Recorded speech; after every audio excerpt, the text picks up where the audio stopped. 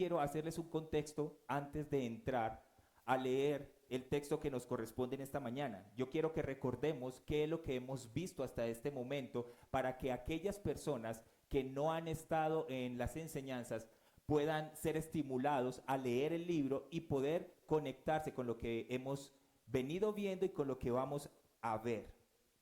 En Primera de Corintios, capítulo 1, de los versos 1 al 10, ¿qué vimos nosotros? Estuvimos viendo a través de la palabra cómo Pablo le señala a los corintios y les recuerda las bendiciones que ellos han recibido por parte de Dios. Bendiciones que ellos recibieron a través de Cristo, en Cristo. ¿Y qué hizo la palabra del Señor que Pablo predicó? Bueno, los santificó, y no solamente santificó a los corintios, sino que también los llamó para hacerlos santos como un solo cuerpo, de tal manera que ellos pudieran adorar como iglesia. No solamente hizo esto Dios a través de Cristo, sino que los enriqueció con toda palabra y con todo conocimiento. Y no les hizo falta ningún don, es decir, ningún regalo. Esto produjo en ellos la esperanza. ¿Cuál esperanza? De que ellos pudieran reconocer que tienen a un Dios que envió a su Hijo que regresará pronto. Y eso era lo que ellos estimulaban entre ellos en sí mismos y entre ellos como iglesia. De tal manera que Dios pudiera a través de Cristo dejarles una verdad en sus corazones. Y es que Dios mismo a través de Cristo los iba a presentar a ellos como puros. Dios haría esto. En el capítulo, en los versos del 10 al 17, nosotros también veíamos cómo Pablo hablaba de la manera como ellos pueden mantenerse en unidad, porque el llegar a Cristo produjo divisiones. Y esta división estaba produciendo que cada uno identificara líderes y se fuera con ellos. Así que Pablo, en estos versos, nos deja ver a nosotros que esa unidad que se puede mantener no está en los hombres, sino en Cristo. Para que tuvieran un mismo pensamiento y para que hubiera en ellos armonía en lo que pensaban. En los versos del 18 al 25, ahora Pablo toca algo muy trascendental y fundamental para la iglesia, y es que él habla del poder de la cruz. Y este poder de la cruz está ligado a la sabiduría, un tema del cual él va a tocar durante todo el libro para recordarnos a nosotros, a los hombres, a los corintios y a la iglesia de hoy, que nosotros nos creemos algo, pero no lo somos. Sin embargo, Pablo dice que esta sabiduría del poder de la cruz, ahí está la sabiduría de Dios en el poder de la cruz, es necedad para los que se pierden. Pero para los que Dios ha llamado a salvación, dice Pablo que es poder de Dios. Es decir, para los corintios que han creído y para los que están aquí hoy, en esta mañana en la comunidad. En el capítulo, en los versos 26 al 31, ahora Pablo se introduce una vez más y profundiza hablando de esta sabiduría. Y él dice que esta sabiduría, la sabiduría de Dios, escoge a lo más vil y menospreciado, que somos nosotros y los corintios. ¿Para qué? Para avergonzar a los que se consideran sabios y entendidos, a aquellos que creen que pueden entender las cosas que pasan en este mundo y controlarlas. En los versos, en el capítulo 2, del 1 al 5, Pablo ahora predica acerca de esa sabiduría. Pablo llega predicando y dice que él se acercó a los corintios no con palabras sabias, sino que él llegó predicando acerca de la sabiduría que es necesidad para los hombres, es decir, la cruz. Y que él se acercó a ellos con esta sabiduría, y esta sabiduría trajo la demostración de poder. ¿Qué demostración? Que la predicación de Pablo, a través del Espíritu Santo, por la sabiduría de Dios, producía salvación en los gentiles paganos y aún mismo en los judíos. Y esto por el poder de su Espíritu, del Espíritu de Dios. En los versos 6 al 16 del capítulo 2, Pablo vuelve y nos recuerda que Dios ahora nos ha revelado esa sabiduría. Nos las ha entregado por medio de ¿quién? De su Espíritu. que ese espíritu ahora mora en nosotros y que ese espíritu conoce los pensamientos más profundos de Dios. Y no solamente eso, que el Espíritu Santo ahora nos deja a nosotros ver lo que nosotros hemos recibido. Pero esta sabiduría se adquiere por el Espíritu Santo que Dios nos da, no por buscarla el hombre. Y también Pablo nos dice que el Espíritu Santo de Dios nos ayuda a tener la mente de Cristo. No es, aquí Pablo no está diciendo que tener la mente de Cristo es que nosotros ahora tenemos la mente de Dios, no, sino que nosotros pensamos como Dios, porque tenemos su espíritu, podemos pensar, pero nuestra naturaleza y nuestro pensamiento es caído, solo que su Espíritu Santo nos ayuda por la regeneración a pensar, a tener una disposición espiritual para entender las cosas espirituales. En el capítulo 3, en el verso 1 al 9, Pablo nos habla de que él llegó a los Corintios y no pudo hablarle como a personas espirituales que se supone que habían escuchado el Evangelio, sino que él tiene que acercarse a ellos a hablarle como personas carnales, como personas que se comportan como las personas del mundo, como las personas que pertenecen al mundo. Así que él no pudo hablarle como a hombres maduros, porque se supone que el Espíritu Santo, obrando en el hombre regenerado por medio de su palabra, debía crecer y madurar a la imagen de la estatura del varón perfecto, que eso es lo que Dios está haciendo en su pueblo en medio de su iglesia. Y esta inmadurez se vio reflejada en algo muy particular. Ellos empezaron a buscar líderes, a identificarse con ellos, a los cuales son Pablo y Apolos. Entonces Pablo tiene que marcar una diferencia y decirles a ellos: señores, nosotros, Pablo y Apolos, solo somos servidores de Dios. Nosotros solo somos colaboradores de Dios en esta obra que ustedes ven aquí, Corintios, para que ellos no pusieran su confianza en ellos, en estos hombres, porque eso es lo que está ocurriendo. ¿Qué está ocurriendo? Que son inmaduros. ¿Por qué? Porque se han olvidado de la palabra, de la cruz, de la sabiduría de Dios. Y ahora en el capítulo 3, en el verso 10, 17, que fue el que vimos hace más o menos 15, 20 días, Pablo dice que esta sabiduría que él tiene, que ahora lo ha alcanzado a él, el mensaje de la cruz, él viene y pone ese fundamento en medio de los corintios. Así fue que él llegó. ¿Cómo llegó él? Predicando el evangelio. Y el evangelio dio unos cimientos, el fundamento es Cristo. Y él dice que por ese motivo, por el fundamento que se le fue entregado a la iglesia de Corintios, cada uno debe tener cuidado. Debe tener cuidado cómo empieza a edificar sobre ese fundamento. Él nos deja ver que el problema no es el fundamento. El problema son los materiales con los que vamos a edificar sobre ese fundamento.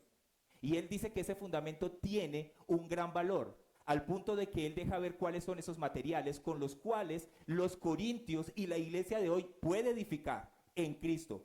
Él dice que hay oro, plata y piedras preciosas.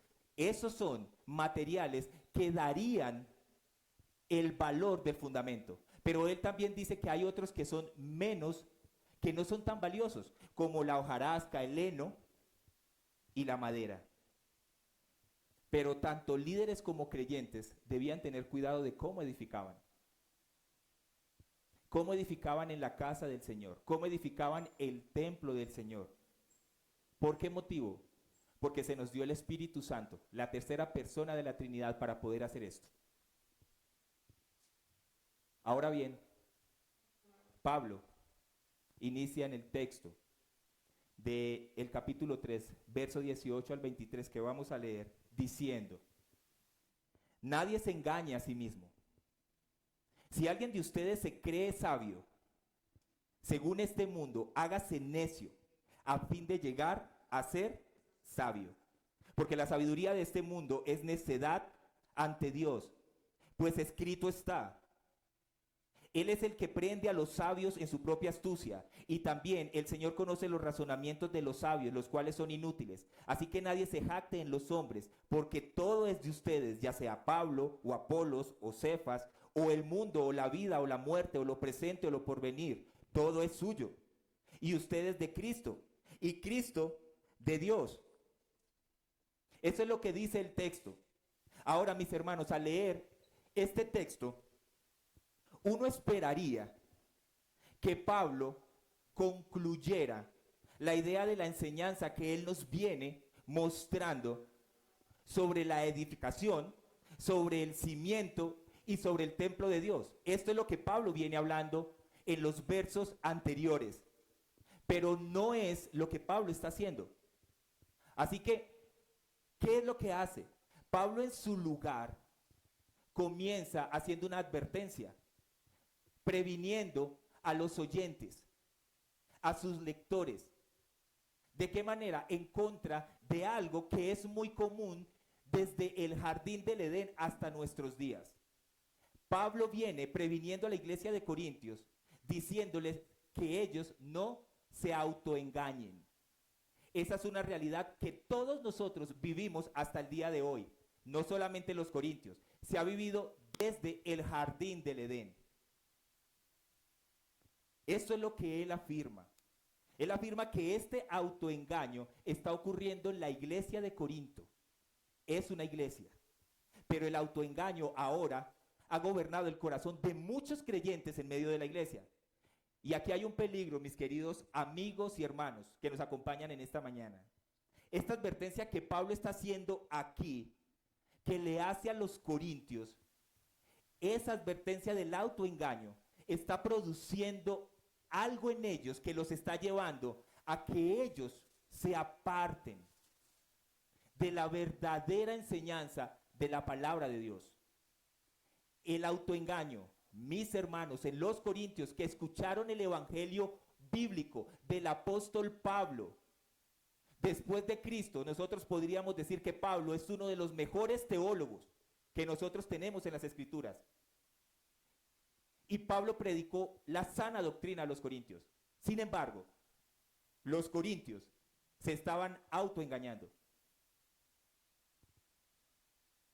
Por eso dice Pablo, nadie se engañe a sí mismo. Y mis hermanos y amigos, uno se engaña a sí mismo cuando trata de justificar sus pensamientos, sus palabras y sus acciones, rehusando admitir que está equivocado. Voy a volverlo a leer.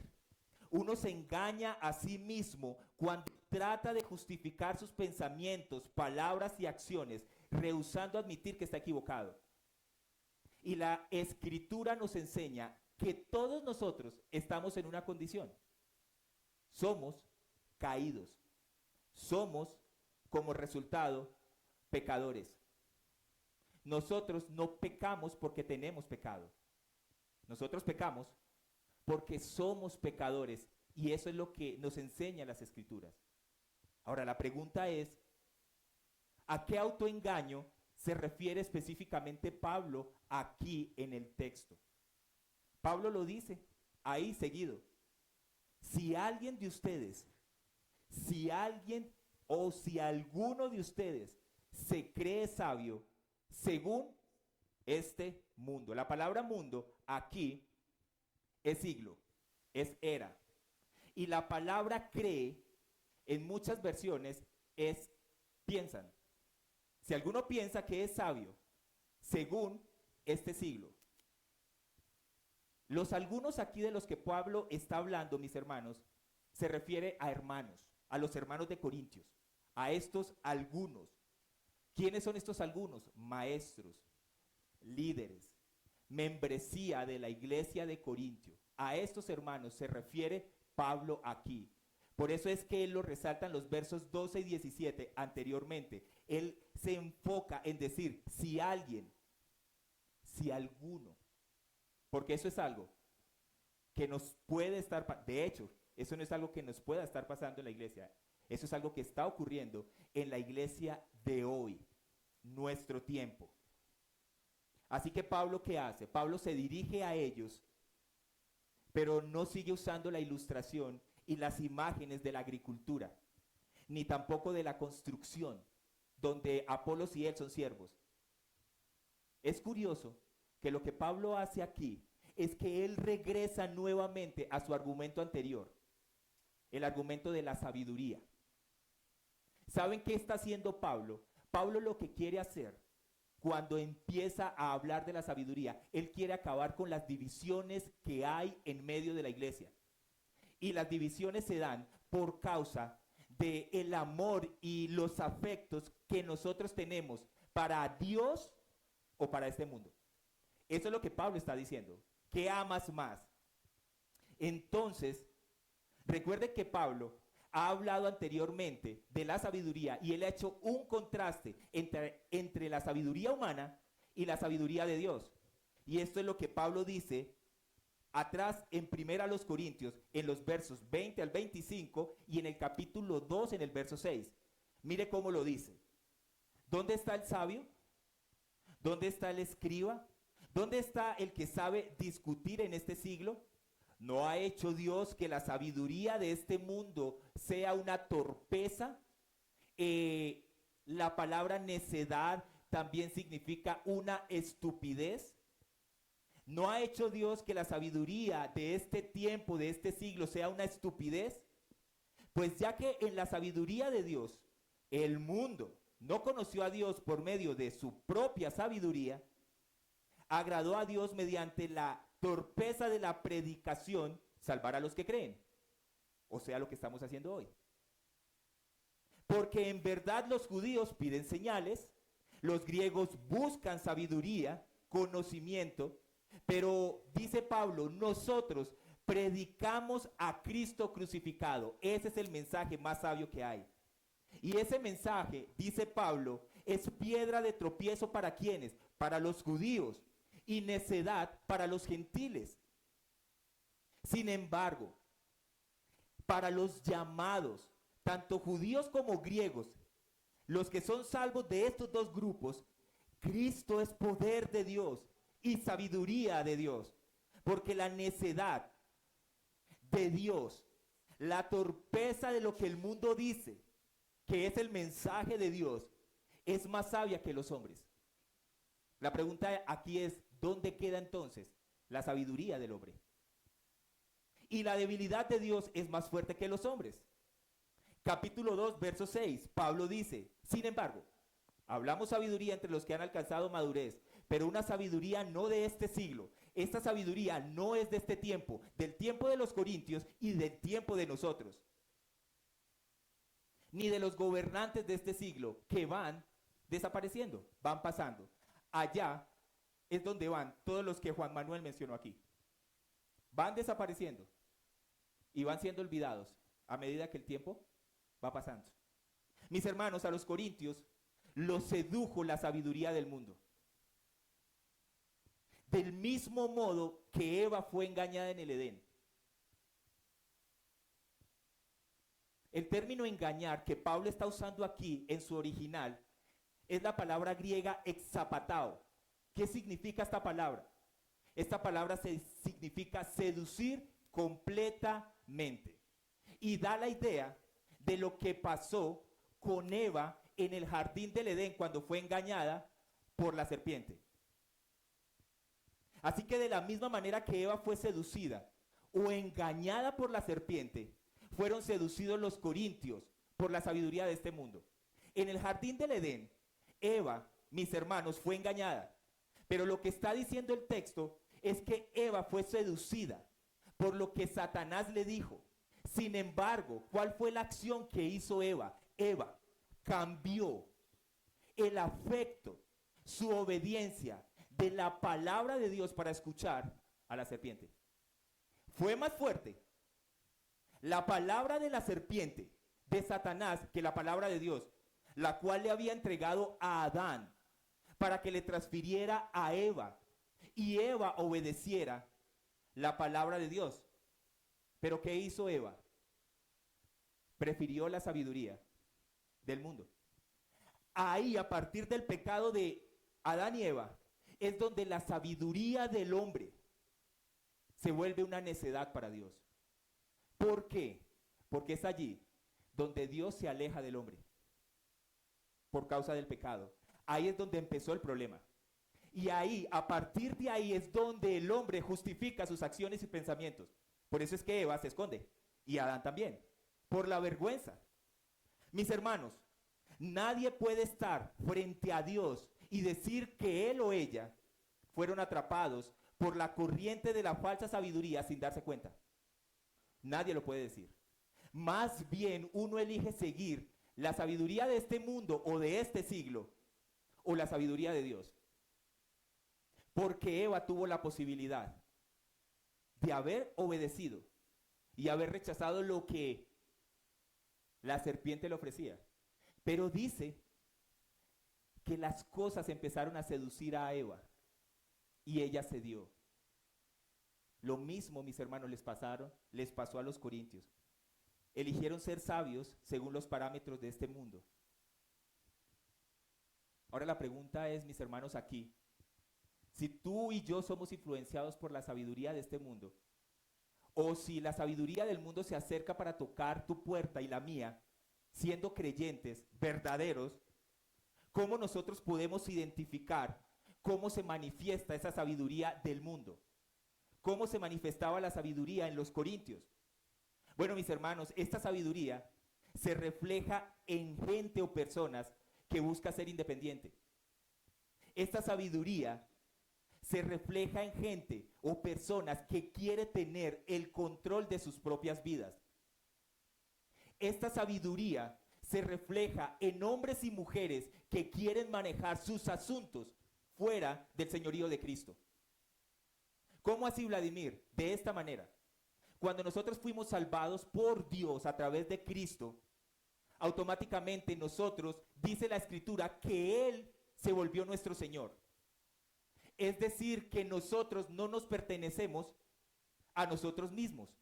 Y si nosotros no nos pertenecemos a nosotros mismos, entonces todo lo que hagamos desde Cristo en adelante debe glorificar su nombre. ¿De qué manera? Obedeciendo su palabra y sometiéndonos a ella.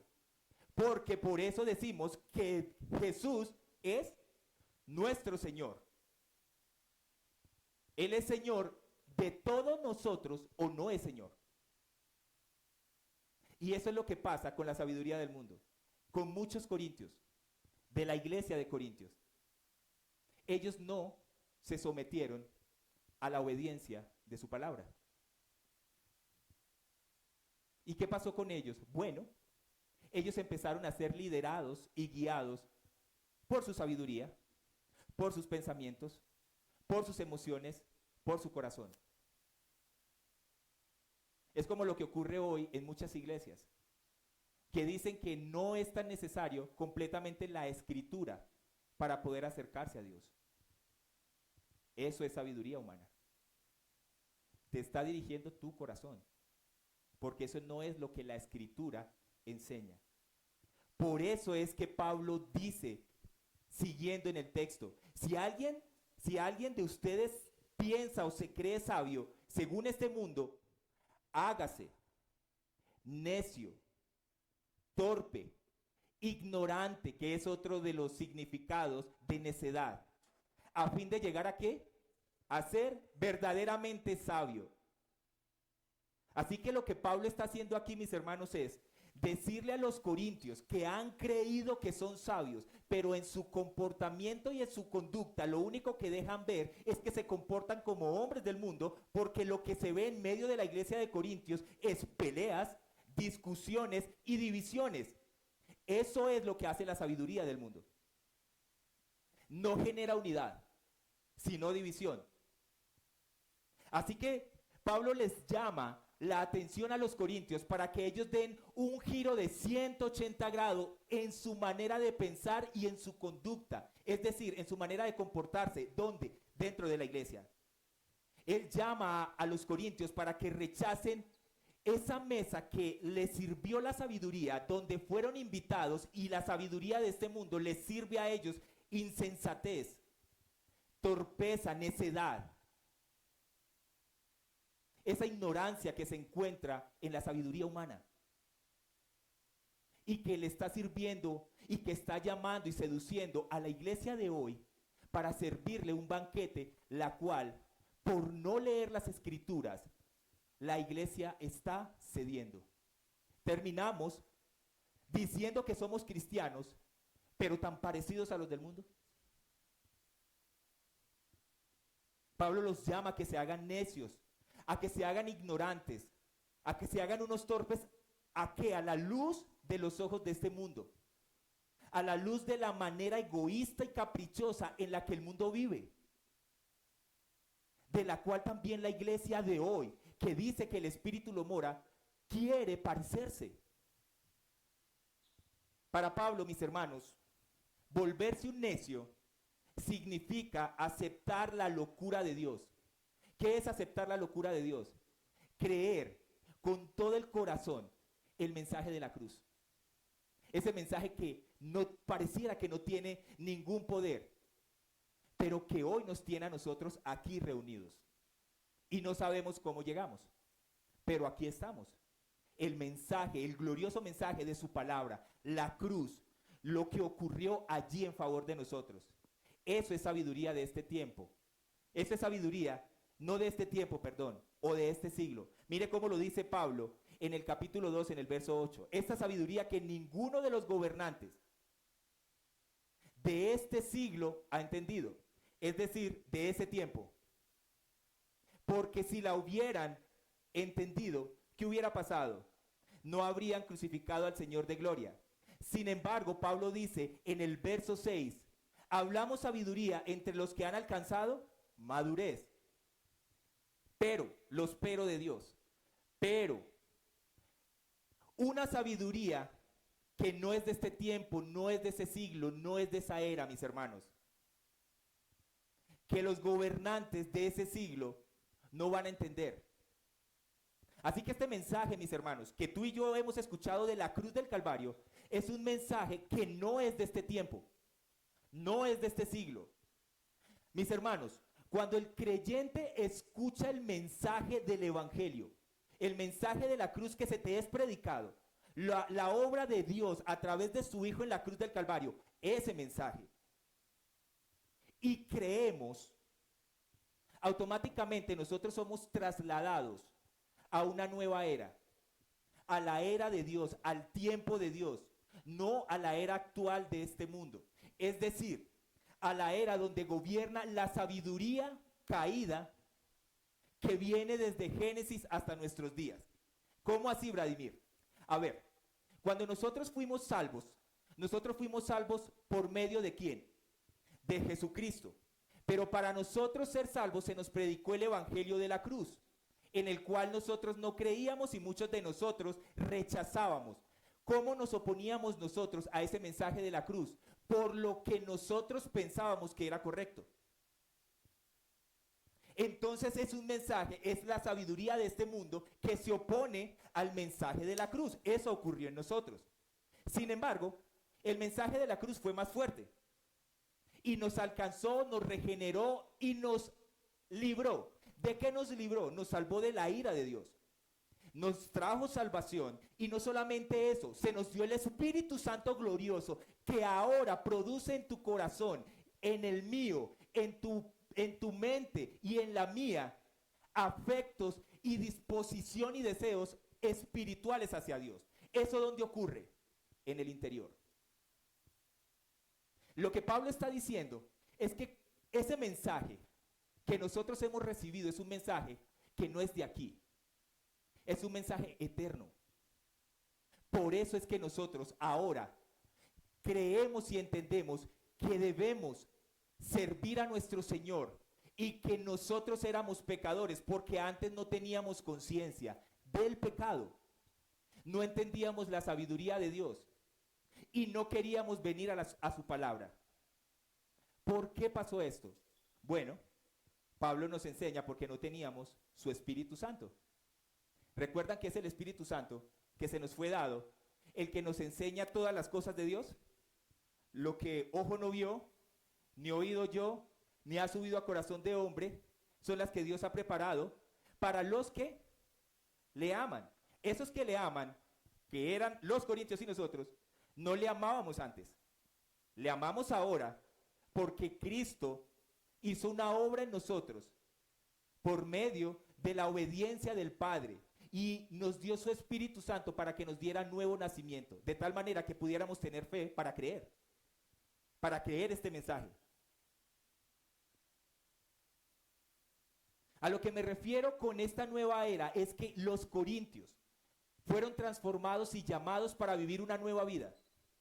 Es decir, que las metas y los valores que ellos tenían y nosotros, la de los corintios y las nuestras, debían estar moldeados no por los estándares del mundo que los rodea, por la sabiduría, sino por la era venidera que había incidido en el presente, la muerte y la resurrección de Cristo por medio de su Espíritu Santo. En pocas palabras, Cristo a través del mensaje de la cruz, transformando tu mente, mi corazón, mis deseos para adorarle, cosa que Dios no ha hecho en el mundo y no lo va a hacer, porque es una sabiduría caída desde el Edén.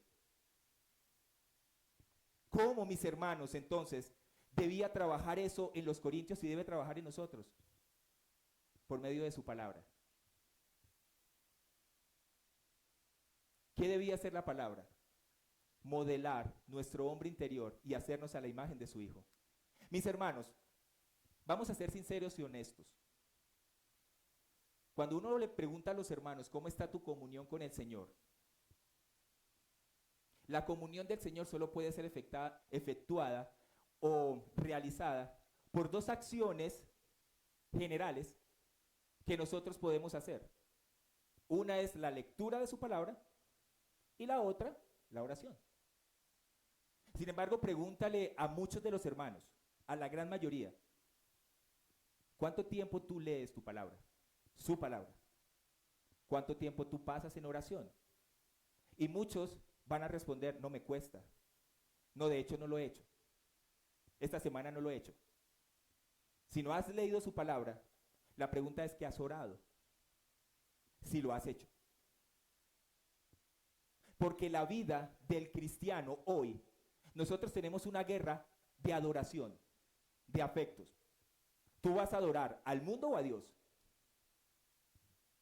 Así que la escritura, que es la que nos guía a nosotros y nos da la sabiduría del Señor a través del mensaje de la cruz, nos dice a nosotros, la sabiduría habla de esta manera y dice, cristiano, creyente, obedece los mandamientos del Señor. ¿Cuáles?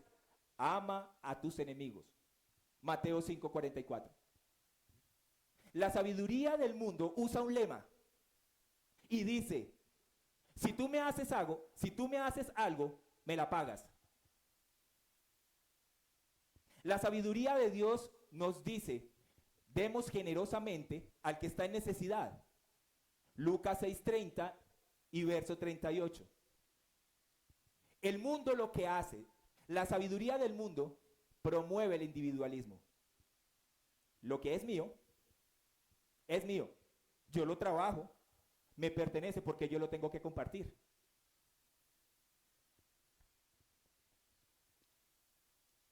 Así que, mis hermanos, todo lo que el mundo considera sabio, Dios lo llama insensato.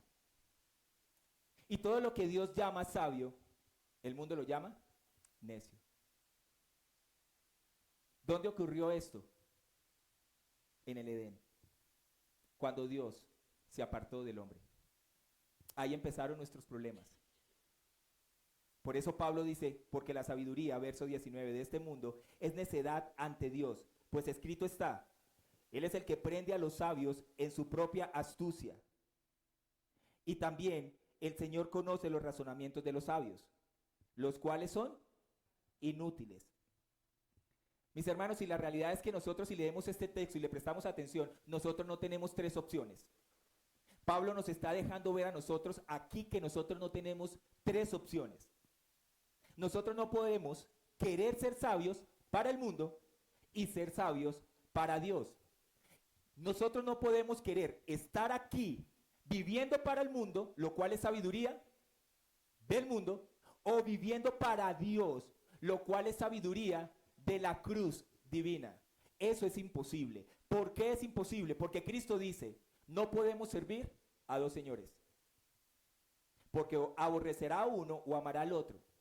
O apreciará a uno y despreciará al otro. Ustedes no pueden servir a Dios y a las riquezas. Esa es la sabiduría. Tú no puedes servir a Dios o a las riquezas, que es a lo que apunta el mundo. Tú vas a defraudar a uno de los dos.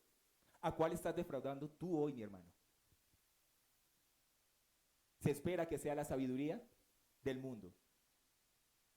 La sabiduría de este mundo, mis hermanos, no tiene ningún valor para Dios, porque es una estupidez. Para Dios, la sabiduría de este mundo es una necedad, es una torpeza, es una ignorancia, es una estupidez. ¿Por qué? Porque Él, mis hermanos, se alejó de los hombres. Eso es lo que marca la sabiduría de la cruz, el mensaje de la cruz. Lo que marca es la división entre los que Dios ha salvado y a los que Dios no ha llamado a salvación. La sabiduría de este mundo no tiene ningún valor para Dios. Mis hermanos, la sabiduría de la que estamos hablando no es, yo no me estoy refiriendo aquí a la sabiduría que nosotros aplicamos en este mundo para desarrollar las cosas que hacemos. Porque si nosotros miramos, capacidades tenemos y no necesitamos ser creyentes para hacerlas. Yo no me estoy refiriendo a esto. Yo me estoy refiriendo a la sabiduría que me lleva a la salvación, a la sabiduría que me lleva a adorar a Dios, a la sabiduría que me permite a mí tener una relación y una comunión con aquel que dio su vida en la cruz del Calvario. A eso se está refiriendo el Señor.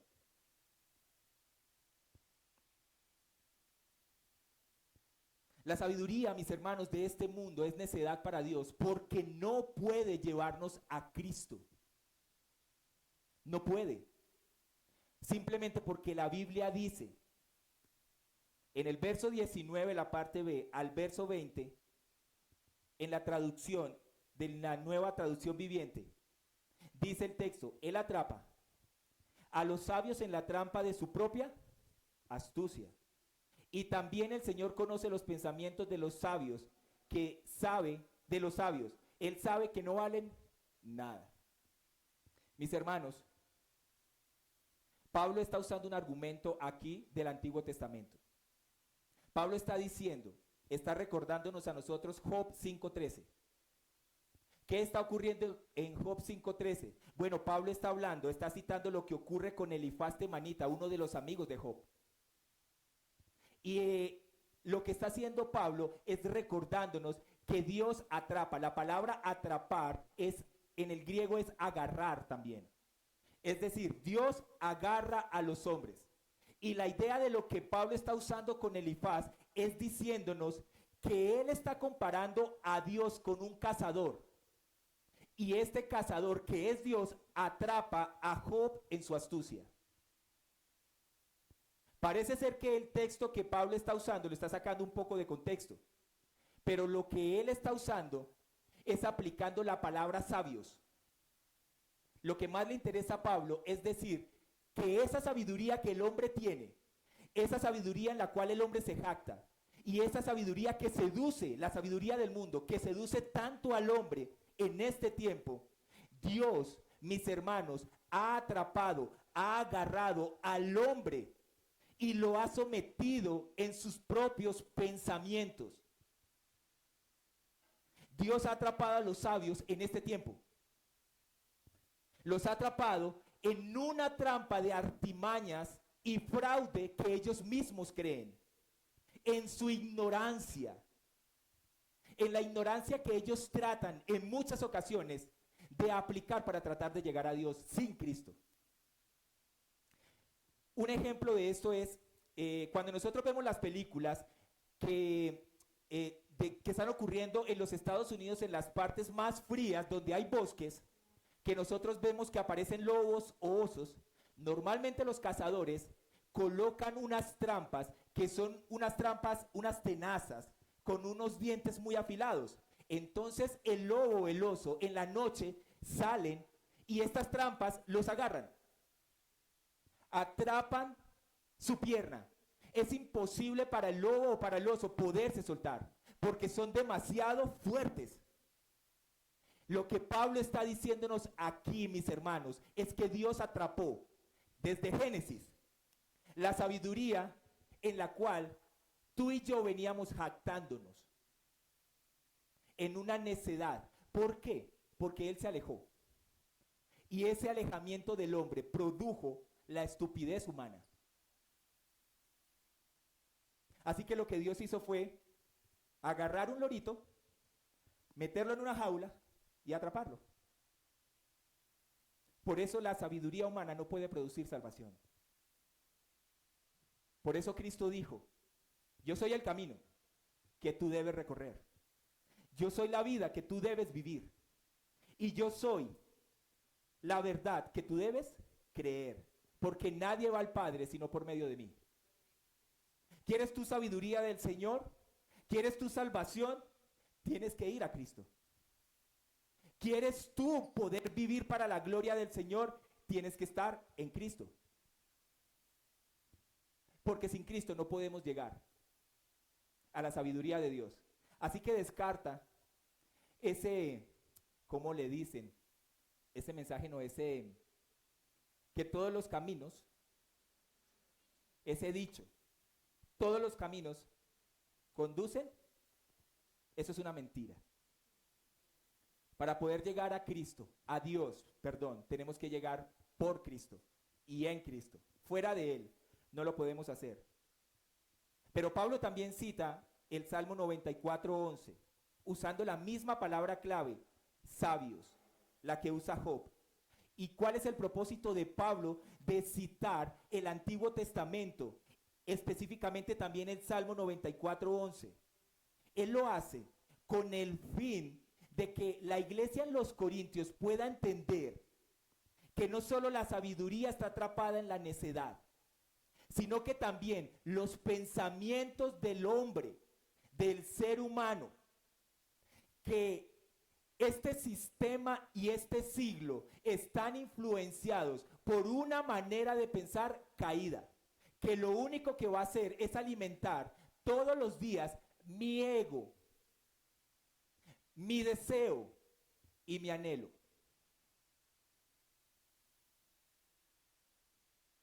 Los pensamientos de los sabios de este tiempo son pensamientos insensatos, arrogantes, pensamientos que se oponen a Dios mediante su propia sabiduría mundana.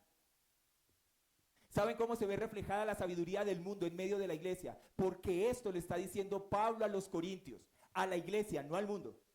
Él usa los ejemplos del mundo, de los sabios del mundo, para hacer el contraste en cómo se estaban comportando los corintios. La sabiduría del mundo en medio de la iglesia se ve a través de hombres que son contenciosos, es decir, peleoneros. Todo lo quieren resolver dentro de la iglesia de Cristo a través de las peleas, las discusiones, y eso trae división. Son personas que siempre están dispuestas a causar divisiones en lugar de unidad. Mis hermanos, y la cruz del Calvario, lo que hizo por su iglesia, el mensaje de la cruz, en el mensaje de la cruz, en la cruz del Calvario, lo que Cristo estaba produciendo era la unidad. Para que cada uno de los que hacemos parte hoy, que hemos sido redimidos, pudiéramos amarnos los unos a los otros. No generando divisiones, sino que su palabra va trabajando en mi corazón. ¿Y qué produce? No contención, no peleas, sino que hace a hombres, a mujeres, mansos y humildes. Los hace piadosos en medio de la iglesia. Por eso es que Pablo dice en el verso 21, así que nadie se jacte en los hombres, porque todo es de ustedes, ya sea Pablo o Apolos o Cefas o el mundo o la vida o la muerte o lo presente o lo porvenir, todo es suyo. Pablo, mis hermanos, aquí da una orden. La idea de nadie está usando la intención de un imperativo, un mandato. Y Pablo está utilizando la palabra o la expresión nadie, que nadie, de la misma manera que en el verso 18. Él dice que nadie se engañe. Y aquí está diciendo que nadie se gloríe, que nadie se jacte en seguir a un hombre. ¿Sabe qué produce la sabiduría del mundo? Que no es guiada por la palabra del Señor. Que hombres y mujeres dentro de la iglesia lo único que hagan es buscar y seguir hombres. Lo que produce es que los afectos que deberían estar en Cristo están siendo puestos en los hombres. Por eso la palabra del hombre es palabra de Dios para ellos. Pero vayan y lean las escrituras y no las obedecen, aunque la escritura le diga lo contrario de lo que él está haciendo. La palabra del pastor o del líder está por encima de las escrituras.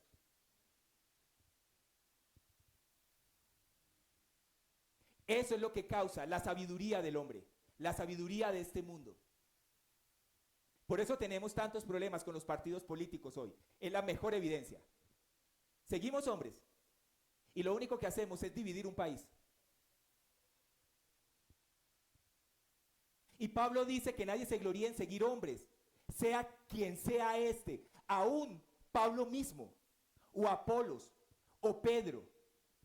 Así que Pablo continúa en el mismo argumento que comenzó en el verso 31 del capítulo 1, que nadie se jacte. Mire lo que dice Pablo en el verso 31 del capítulo 1, para que tal como está escrito, el que se gloríe ¿en quién? En el Señor. Ese es un texto que Pablo cita del Antiguo Testamento en Jeremías 9:24, donde Dios le está diciendo al pueblo de Israel, Israel, si tú te vas a gloriar en algo, no te gloríes en tu propia sabiduría, no te gloríes en que me conoces, no te gloríes en tus riquezas, gloríate en que me conoces realmente. Porque la jactancia, la arrogancia, la altivez, el orgullo, la egolatría en nosotros, mis hermanos, es reflejo de la sabiduría que nos gobierna. Porque no es la palabra del Señor. La palabra del Señor siempre te va a llevar a decir, aprended de mí, que soy manso y humilde de corazón. ¿Y sabes qué? El aprender de mí va a producir que tú descanses en tu alma agitada, abrumada, todo el tiempo. Porque eso es lo que está produciendo la sabiduría del hombre en el corazón de la iglesia. Vemos gente más orgullosa, prepotente, altiva y arrogante que lo que es piedad. De hecho, uno escucha hablar a las personas y las escucha hablar no tanto de ser piadosos, sino que nos esforzamos por orar bien o leer bien las escrituras, pero no por aplicarlas. Eso es obra del Espíritu Santo, porque el conocimiento lo único que va a producir es enaltecimiento. Pero la obra del Espíritu Santo, usando la palabra, va a producir transformación. Mis hermanos, la realidad es que si Cristo es el bien mayor de los corintios y es el bien mayor de esta iglesia, la comunidad, quienes dependen totalmente de Cristo, entonces serán incapaces de gloriarse en sí mismos. ¿Por qué? Porque Pablo nos ha dicho que se nos ha dado el Espíritu Santo y el Espíritu Santo mora en su iglesia y el Espíritu Santo está en cada uno de nosotros para formar el templo santo de Dios. El Espíritu Santo está en nosotros para enseñarnos a edificar conforme a su palabra sobre el fundamento que es Cristo, no sobre mis pensamientos, mis deseos y mis anhelos. Tu vida, mi hermano, y la mía, tiene que estar regida en la obediencia a su palabra. Si tú no estás obedeciendo su palabra, mi hermano, estás obedeciendo al mundo. Ten cuidado porque eso te puede llevar al final de los tiempos a entender que nunca estuviste dentro de su iglesia. Por eso es bueno, mis hermanos, que reflexionemos en nuestra salvación todos los días. Aunque esto no quiere decir que yo no entienda que soy salvo, pero sí deberíamos reflexionar. ¿Cómo? ¿Cómo es tu conducta? ¿Cómo es tu conducta con el hermano? ¿En tu familia? ¿Es piadosa? ¿Es una conducta que honra al Señor que te ve todos los días? No al hermano. Porque aquí todos somos piadosos.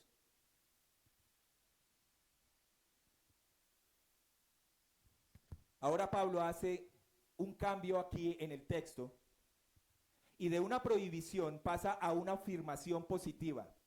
Y él dice, porque todo es de ustedes, todo es de ustedes. Mis hermanos, y esto es una hermosa promesa de Dios, que cuando yo la estuve leyendo, eso impactó mi corazón. ¿Cómo así que todo es de nosotros? Cuando Cristo muere en la cruz, mis hermanos, a nosotros a través de Cristo se nos fue entregado todo. ¿Qué se nos fue entregado? Bueno, todo lo espiritual y lo material. Cuando Cristo muere en la cruz, mis hermanos, nosotros entendemos y sabemos que está el mensaje más superior, que es la salvación del hombre de la ira de Dios. Y que también Dios nos pone en Cristo en lugares celestiales. Él nos ha trasladado de las tinieblas a su luz admirable. Todo eso nos lo ha entregado. Pero en la cruz también no solamente nos dieron la salvación de la ira de Dios, sino que nos entregaron todas las cosas a través de Cristo. Todas las cosas. ¿Cómo así, Vladimir? Bueno, recuerden ustedes que todo pertenece a Dios, ¿no? Ok, ¿cómo? Salmo 24:1 dice, la tierra es del Señor, es decir, Él es creador. Génesis capítulo 1. Y como Él es creador, todo le pertenece. Por eso el Salmo dice, y todo lo que hay en ella, independientemente de que fuera caída, le sigue perteneciendo al creador. ¿Qué más le pertenece a Dios? El mundo y todos sus habitantes le pertenecen, salvos y no salvos. Le pertenecen a Dios, porque Él es Señor y Él es creador de todo lo que habita la tierra. Hasta ahí estamos de acuerdo. Pero resulta, mis hermanos, que ese mismo Dios que creó los cielos y la tierra y que te creó a ti y a mí, envió a su Hijo Jesucristo a morir en una cruz, a hacer una sustitución, a intercambiar el pecado tuyo, a ponerlo en Cristo, y la santidad de Cristo ponerla en nosotros. Ese es el carácter santo de Dios para que nosotros podamos adorarle. Pero en ese acontecimiento, en ese acto, no solamente estábamos nosotros siendo salvados de la ira de Dios, sino que en Él estábamos recibiendo herencia. Estábamos siendo herederos de Dios y coherederos con Cristo. Todo lo que le pertenece a Cristo te pertenece a ti y a mí. Todo en Cristo. Todo en Cristo. Eso es lo que Pablo les está diciendo a ellos, para que los corintios no se jacten de seguir a Apolos, a Pedro, a Pablo. No, señores, todo les pertenece a ustedes. Los corintios se justificaban en su sabiduría y decían, yo pertenezco a Apolos, yo pertenezco a Pablo, yo pertenezco a Pedro, y los otros, los más espirituales, a Cristo. El problema es que ellos estaban justificando su conducta y su comportamiento en decir esto, pero ni Apolos, ni Pedro, ni Pablo estaban divididos entre sí. Ellos cumplían el propósito de Dios. Pero los corintios, por su sabiduría y su inmadurez, se justificaban en ellos. Así que todo nos pertenece a nosotros, mis hermanos. Por eso es que Pablo dice, ya sea Pablo o Apolos, verso 22, o Pedro, o el mundo, o la vida, o la muerte, o lo presente, o lo porvenir, todo es de ustedes. Pablo y Apolos y Cefas, ¿cómo nos pertenecen a nosotros? Nosotros le pertenecemos a ellos y ellos nos pertenecen a nosotros. ¿De qué manera? Recuerden que ellos fueron siervos a los cuales Dios envió para ministrarnos el evangelio, las buenas nuevas de salvación, las que hoy nosotros conocemos. Por cual nosotros hoy tenemos ¿qué? Su palabra. Así que ellos nos sirvieron a nosotros, ellos nos pertenecen. Y no solamente hicieron eso, sino que ellos suplieron las necesidades espirituales que nosotros tenemos. Pero Pablo añade que no solamente Pablo, Apolos y Pedro nos pertenecen, sino que también el mundo, la vida, la muerte, el presente y el futuro. ¿En dónde están? En Cristo. Y uno preocupándose por seguir hombres. Cuando Dios nos ha dado una promesa, en Cristo ustedes lo tienen todo. Ah, pero el mundo trae un afán y una ansiedad. Mire lo que dice un teólogo acerca de este texto. El mundo, la vida, la muerte, el presente y el futuro. Estos 5 elementos son los últimos principios que tiranizan la existencia humana. ¿De qué manera? El ser humano vive una larga vida esclavizado a ellos. Antes de Cristo y en medio de Cristo también lo hacemos. ¿Cómo así, Vladimir? Sí, el hombre se esfuerza tratando de entender y controlar todas estas cosas. El mundo, la vida, la muerte, el presente y el futuro. Quieren controlar estas cosas. Eso es lo que produce la sabiduría de este mundo. Pero Pablo nos está afirmando, señores, ¿ustedes no se dan cuenta? ¿No entienden que todo les pertenece a ustedes los creyentes?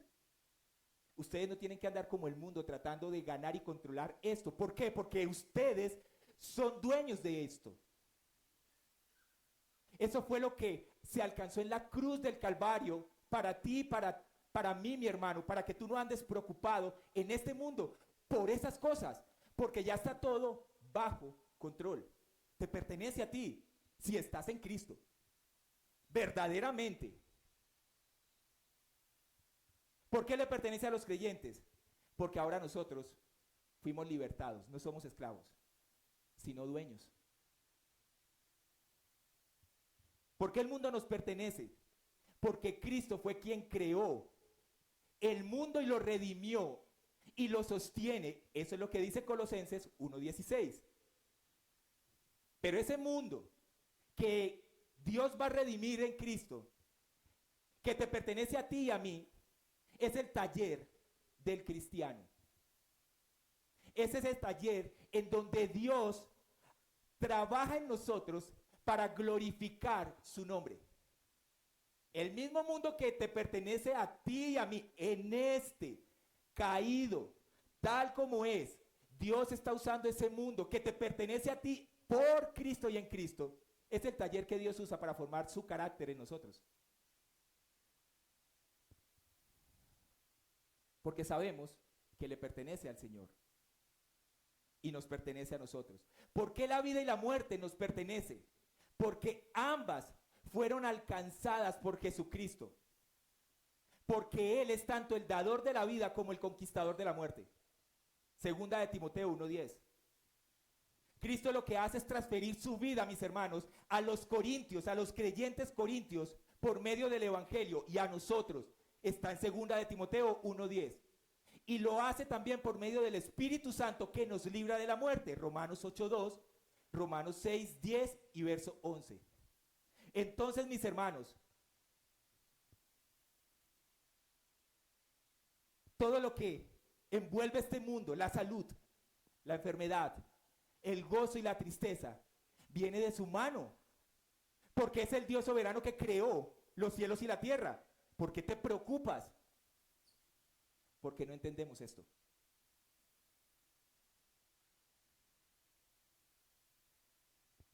En cuanto al futuro, como cristianos, confiamos en Jesucristo, porque nada nos podrá separar del amor que Dios ha manifestado en Cristo Jesús. Romanos 8, 38 y 39. Y estoy convencido de que nada podrá jamás separarnos del amor de Dios. Ni la muerte, ni la vida, ni ángeles, ni demonios, ni nuestros temores, ni nuestros temores de hoy, ni nuestras preocupaciones de mañana. Ni siquiera los poderes del infierno pueden separarnos del amor de Dios. Ningún poder en las alturas ni en las profundidades. De hecho, nada en toda la creación podrá jamás separarnos del amor de Dios que está revelado ¿en dónde? En Cristo Jesús, nuestro Señor. La sabiduría de Dios que se te ha sido entregado a ti y a mí para que confiemos. Que ni la muerte, ni nada de lo que ocurra, ni una enfermedad, ni el quebranto de salud te va a separar de tu Señor. Por eso necesitas su palabra. Crecer en ella para que no sea la sabiduría del mundo la que te gobierne tu corazón, sino que sea la humildad, la piedad, la que te guíe, no tus emociones, no tu corazón. Porque todo es nuestro y usted es de Cristo y Cristo de Dios. Mis hermanos, Cristo dio su vida por los corintios y por ti y por mí. Él los santificó a ellos y a ti y a mí. Cristo nos invita a tener una comunión con el Padre, a ellos y a nosotros. Todo lo que ellos, mis hermanos, tenían, todo lo que poseían los corintios, era gracias al Señor. De la misma manera para ti y para mí. todo lo que tenemos, todo, absolutamente todo. Y si todo es de Él, por Él y para Él, entonces nosotros también vivimos para Él, porque somos de Él, no para los hombres, no para seguir a hombres colocando nuestros afectos en ellos, sino en Cristo por medio de su palabra. Para que Cristo sea nuestro Señor, porque a eso hemos sido llamados, a glorificarlo. Zacarías Ursino, un teólogo del siglo XVI, hizo una pregunta. Y él hizo esta pregunta: ¿cuál es tu único consuelo en la vida o en la muerte? A lo que él respondió: que no me pertenezco a mí mismo, sino que en cuerpo y alma, en la vida o en la muerte, pertenezco a mi fiel Salvador Jesucristo. ¿Podrías tú decir esto, mi hermano? Porque Él le pertenece a Cristo y Cristo le pertenece a Dios. Y Dios envió a Cristo al mundo, mis hermanos, para realizar su obra de redención.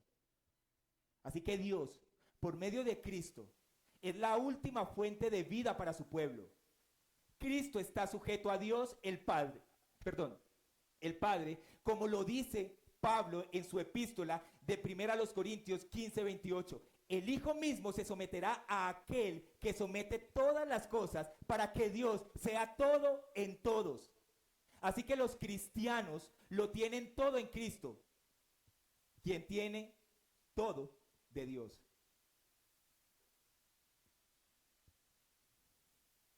Mi amigo, mi hermano que me acompañas en esta mañana, los corintios escucharon las buenas nuevas de salvación por medio de Jesucristo. Ellos escucharon acerca de la venida del Hijo de Dios en carne. Ellos escucharon del sufrimiento que Dios puso en su Hijo en la cruz del Calvario para salvarte a ti y a mí del pecado. Si tú que vienes por primera vez no has confiado, no has puesto tu confianza en el Señor, Dios envió a su Hijo a la cruz del Calvario para morir por tus pecados en tu lugar. Porque el pecador que no se ha arrepentido va rumbo a la condenación, al infierno, mis hermanos. Y para eso vino el Hijo a sufrir. Para eso vino a morir. Para darte vida a ti y a mí, mi hermano. Para salvarnos de su ira y colocarnos con el Señor, de tal manera que pudiéramos ahora nosotros cumplir lo que el Señor dice: sean reyes y sacerdotes. Pero esto solo se puede dar si tú te arrepientes de tus pecados, con los cuales tú has ofendido a Dios toda tu vida y te lleva rumbo a la condenación. Y te arrepientes de ellos y pones tu confianza en lo que Cristo hizo en la cruz del Calvario, para recibir fe, para creer lo que Él hizo por ti y por mí. De tal manera que puedas creer en la resurrección y la ascensión de Jesús, que está reinando en los cielos y que está intercediendo por ti y por mí. Esa es una promesa para ti. De tal manera que si tú te arrepientes y crees en Cristo, vas a unirte con nosotros y vas a creer que todo lo que ves te pertenece, porque tú estás en Cristo, le perteneces a Cristo y Cristo le pertenece a Dios. Así que nada de lo que pasa en este mundo te va a preocupar, porque tienes la palabra profética más segura. Ellos oyeron de la realidad del perdón y de la restauración que produce la muerte de Cristo y el perdón de Dios a través de Cristo para todo aquel que acepta a Cristo con fe genuina.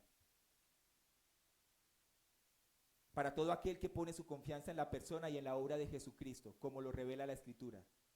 Ese, mi hermano, es la verdadera sabiduría que el mundo no apetece, que el mundo no desea, que es necedad para ellos.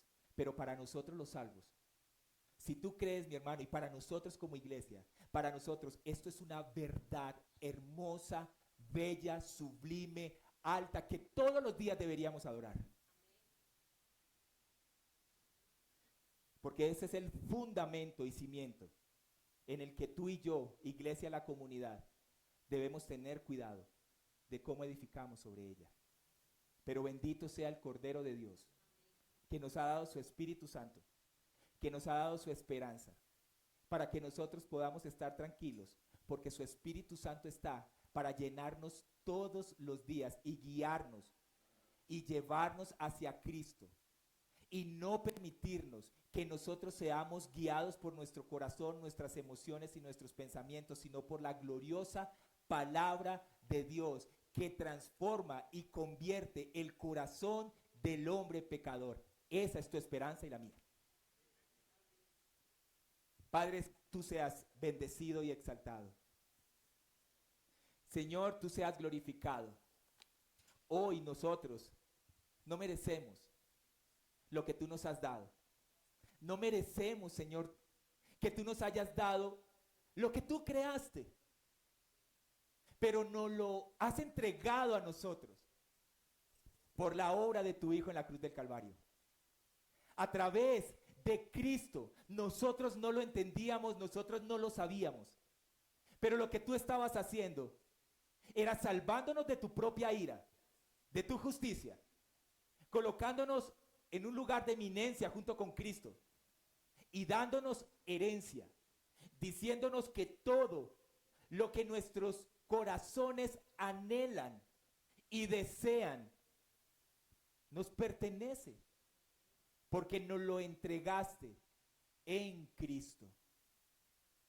Señor, ayúdanos a ir a tu palabra para estudiar estas verdades de tal manera que esto estimule nuestro corazón cada día más a la confianza en Cristo. Y aunque este mundo se caiga a pedazos, aunque este mundo se desborone a mi alrededor, yo no temeré, porque estaré seguro y confiado, porque diré como Abraham, cuando fue a sacrificar a Isaac: nosotros volveremos, regresaremos, porque yo sé que aquel que lo sacrifique tiene el poder para volverlo a resucitar. Y eso es lo que tú has hecho con nosotros. Te bendecimos, glorioso Padre. Sé tú en medio de nosotros. Te lo pedimos en Cristo Jesús. Amén.